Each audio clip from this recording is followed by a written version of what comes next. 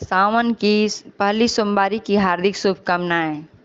अतनीर भेद रौरा सोईना महादेव, सब धनवा ले गईले चोर। अरे धनवा में धनवा जे मृगा के छालावा, सब धनवा ले गईले चोर।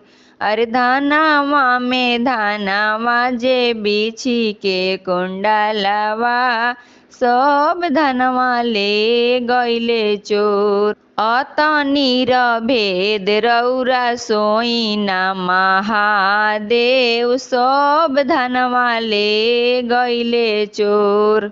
अरे धनवा में धनवा जे बासाहा बैलवा, सब धनवा ले गईले चोर। अरे धनवा में धनवा जे टूटही मड़ैया, सब धनवा ले गईले चोर।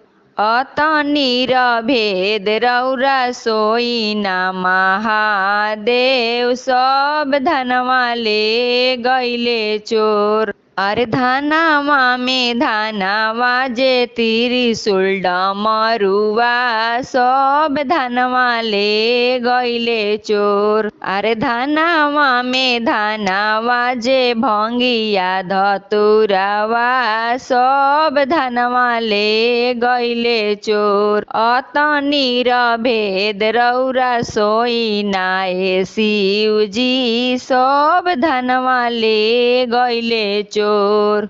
अरे धनवा में धनवा जे सरफ के मालावा, सब धनवा ले गईले चोर। अरे धनवा में धनवा जे बसाहा बैलवा, सब धनवा ले गईले चोर।